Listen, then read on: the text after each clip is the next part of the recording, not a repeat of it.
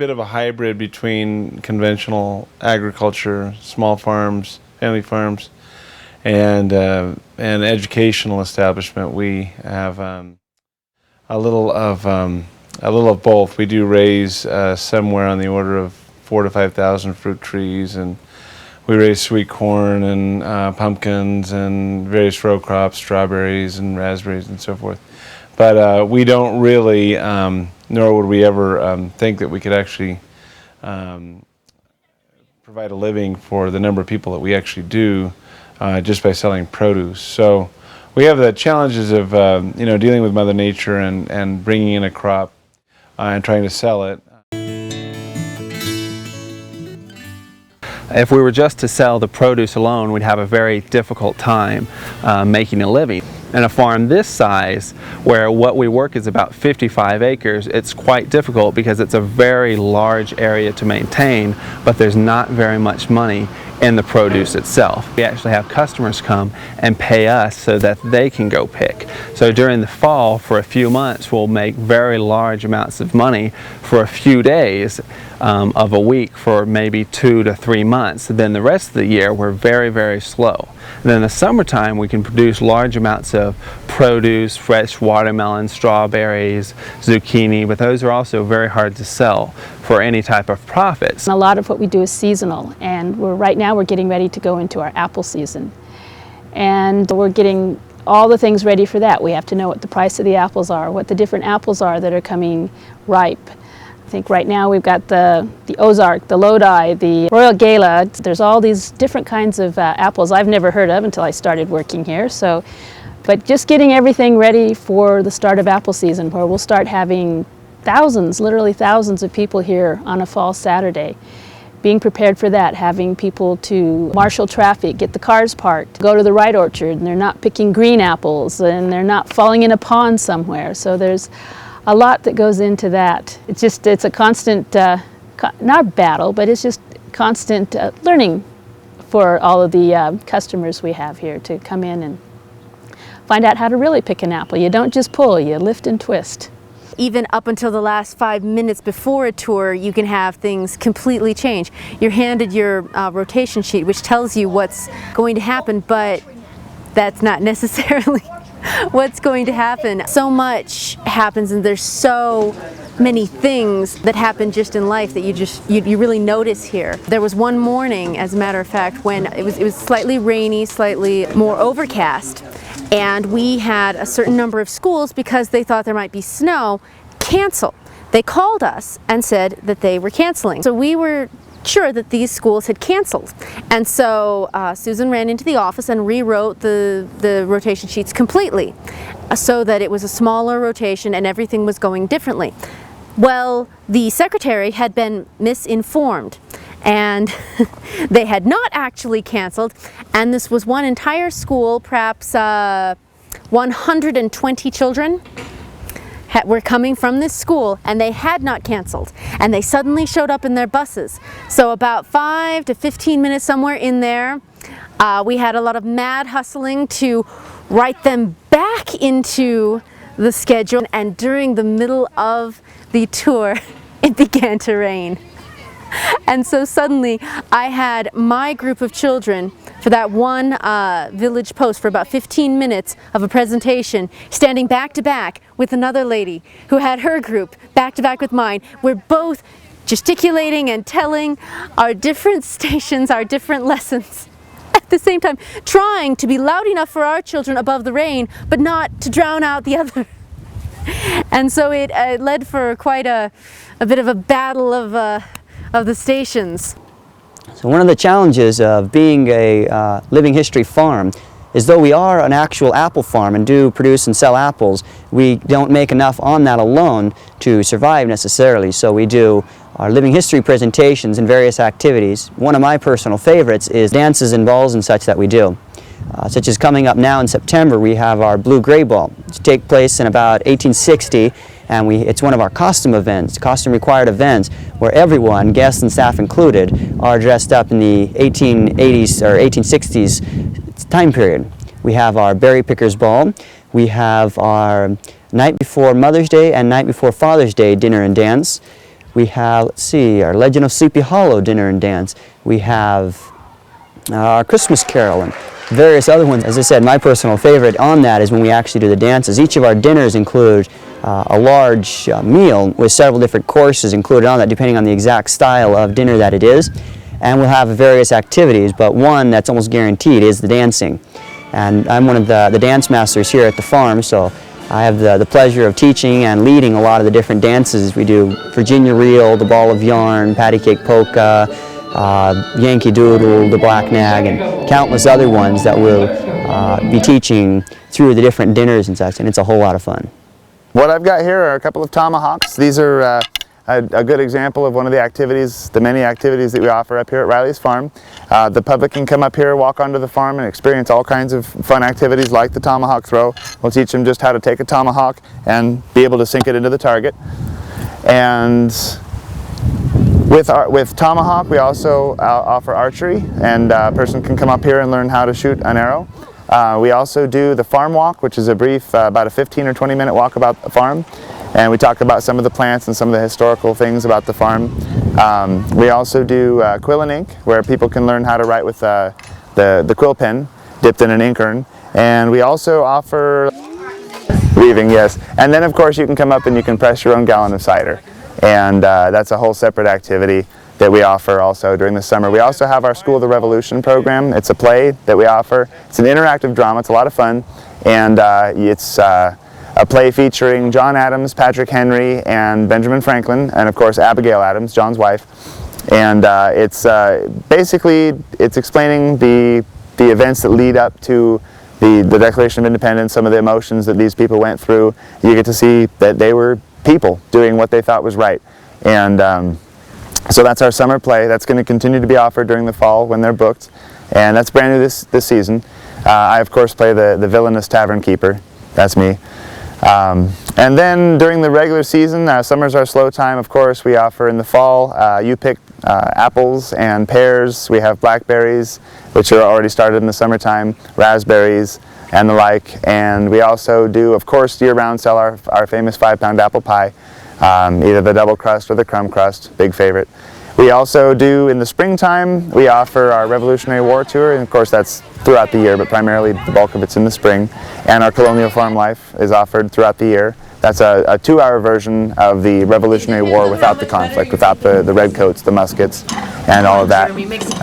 The stations people get to experience our life in the colonies. They get to experience what it would be like to muster up into a militia and to march as a soldier, either for the Patriots or for the British.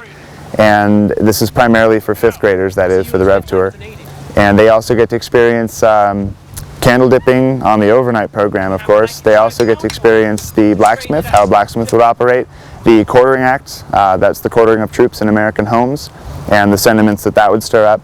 They also get to experience the Admiralty Court, some of the injustices that were done under legal jurisdiction by the British to the colonists, and the Stamp Act, of course, one of the many acts that the colonists rebelled against, and particularly was never enforced.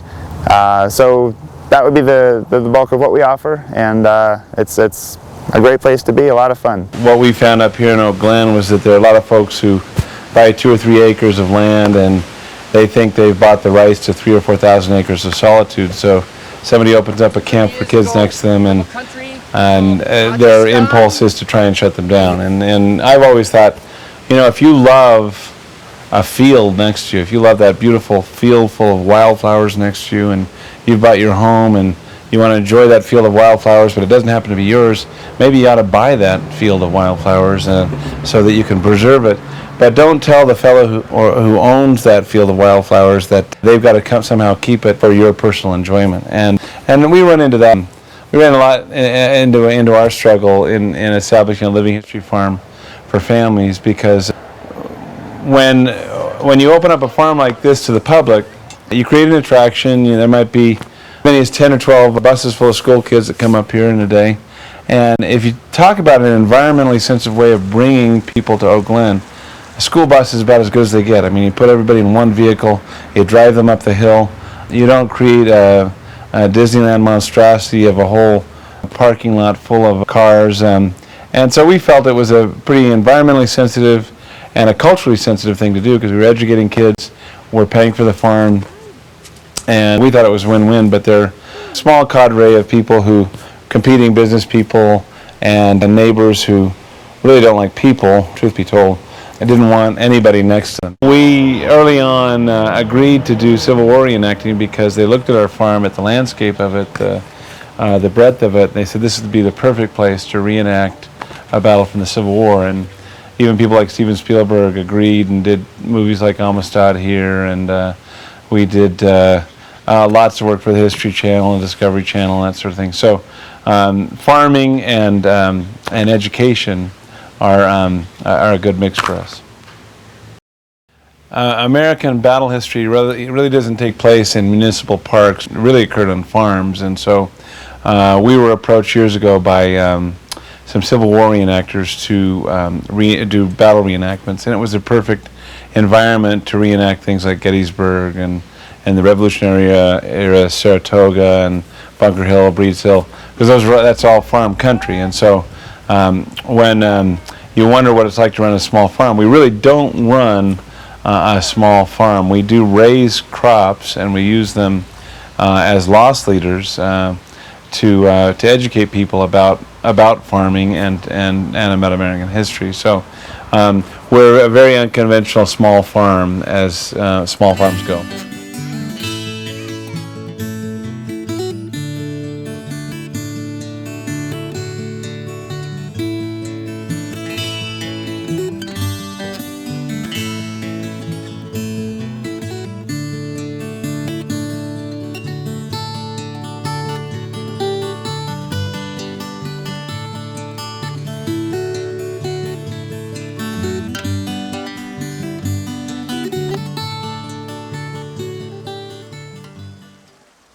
We basically are a trial and error farm in some ways. We try lots of different things. We do living history dinners where we'll bring up Civil War reenactors, and everybody is dressed in antebellum clothing, and we have Civil War brass bands, and our guests pay to be part of a dinner in the past. So that's one of our more popular programs. We have Sleepy Hollow, which is a celebration of Washington Irving's timeless tale of romance and hijinks. And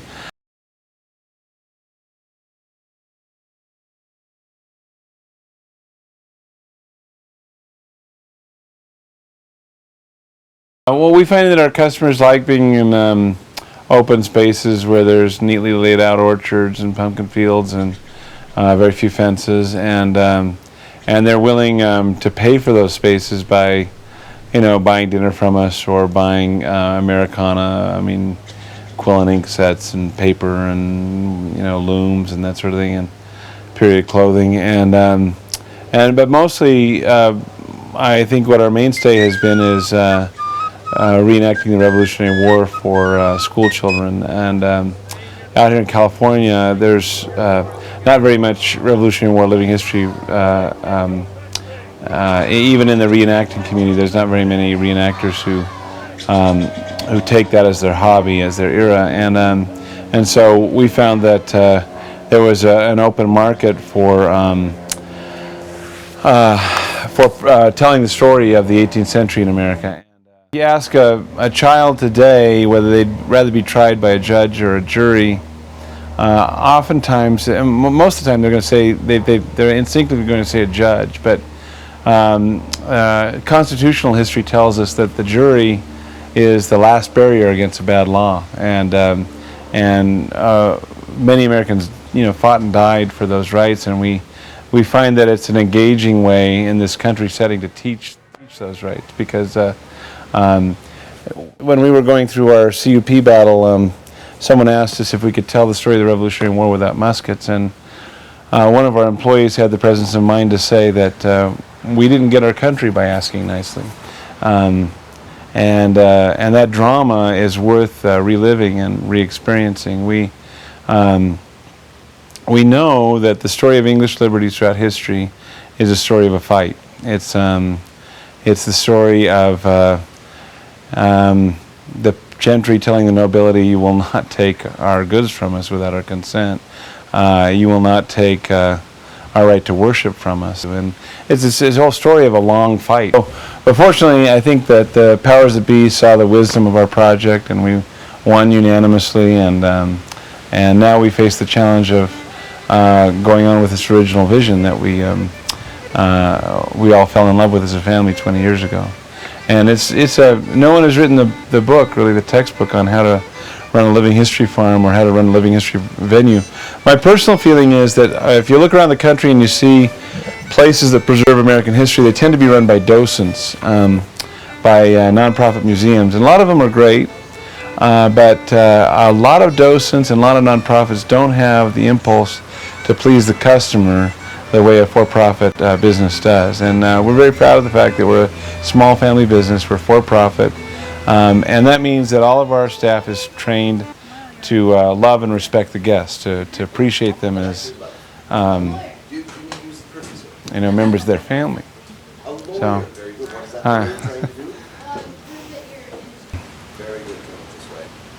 get a little emotional because we fought pretty hard for the farm.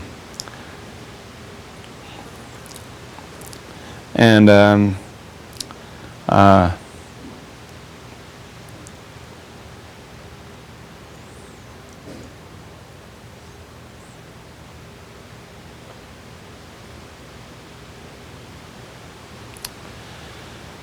there's very few people who see it, who don't express their appreciation for it.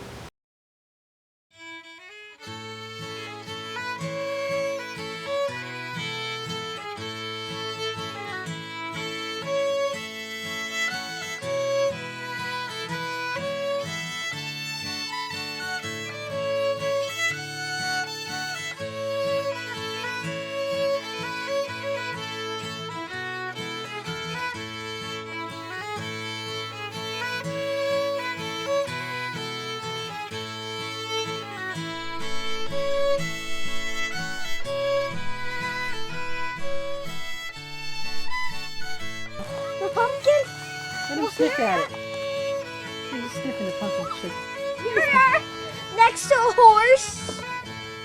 We're next to a horse. Oh, watch out, he's trying to eat it.